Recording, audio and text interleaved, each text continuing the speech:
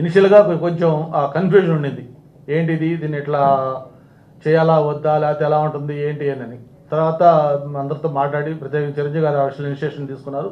చంద్రబాబు గారితో, లోకేష్ గారితో కూడా మాట్లాడి దీని మీద ఒక స్పష్టత కూడా ఇవ్వాలంటే ఆ రోజు అందరితో మాట్లాడి కాన్ఫరెన్స్ కాల్ కూడా తీసుకొని పార్టీ అధ్యక్షుల ద్వారానే మొత్తం అందరు కలిపి దాన్ని కూటమి తరఫున నిర్ణయం జరిగింది.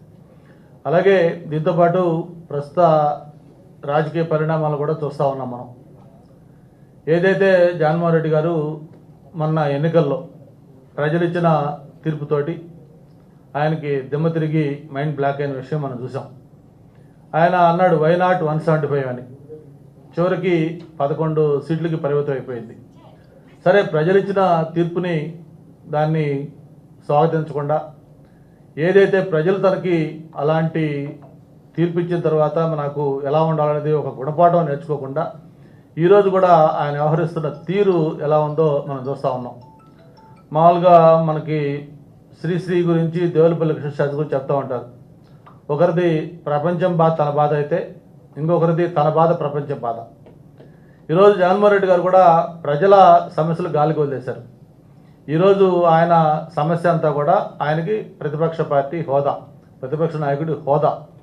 మరి ఒక్కసారి గతంలో ఆయన ముఖ్యమంత్రిగా ఉండగా చంద్రబాబు నాయుడు గారిని ఉద్దేశించి అసెంబ్లీలో మాట్లాడిన విషయం కూడా ఒకసారి మనం గమనించాల్సిన అవసరం ఉంది. చంద్రబాబు నాయుడు గారు అంటే ఏదో జగన్మోహన్ రెడ్డి గారి సమకాలికుడు కాదు, ఈ దేశంలోనే ఒక సీనియర్ మోస్ట్ రాజకీయ నాయకుడు, దేశంలోనే సీనియర్ మోస్ట్ రాజకీయ నాయకుడు. అటువంటి సీనియర్ మోస్ట్ రాజకీయ నాయకుడు 3 సార్లు ముఖ్యమంత్రిగా, 2 సార్లు ప్రతిపక్ష నాయకుడిగా, దేశ రాజకీయాల్లో కీలక పాత్ర పోషించిన వ్యక్తిగా, వాళ్ళ నాన్న రాజశేఖర రెడ్డి గారికి సమకాలికుడిగా, మరి అంత అనుభవం ఉన్న వ్యక్తిని చంద్రబాబు నాయుడు గారిని అసెంబ్లీలో ఆయన మాట్లాడిన మాటలు కూడా మనం ఒకసారి గమనించాల్సిన అవసరం ఉంది. ఆ రోజు ఆయన స్వయంగా ముఖ్యమంత్రి హోదాలో చంద్రబాబు నాయుడు గారిని అన్నారు. చంద్రబాబు నాయుడు అని డైరెక్ట్గా ఆయన ఏకవచనంతో సంబోధిస్తూ ఆ రోజు ఆయన చెప్పిన మాట కూడా ఒకసారి మనం వినాల్సిన అవసరం ఉంది. నేను కన్ను సైగ చేస్తే నీ దగ్గరున్న 23 మంది ఎమ్మెల్యేలో కొంతమంది ఇటు వచ్చారంటే నీకు ప్రతిపక్ష హోదా కూడా ఉండదు, తెలుసుకో చంద్రబాబు, తెలుసుకో చంద్రబాబు, తెలుసుకో చంద్రబాబు అని చెప్పని ఆయన ఆ రోజు అసెంబ్లీలో చెప్పడం జరిగింది.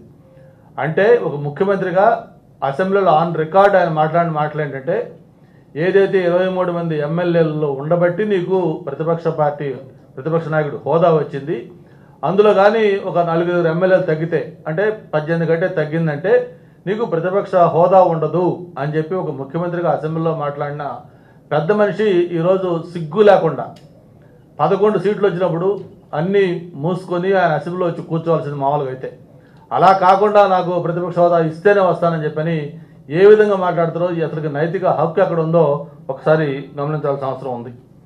మరి అటువంటి చంద్రబాబు నాయుడు గారిని అన్న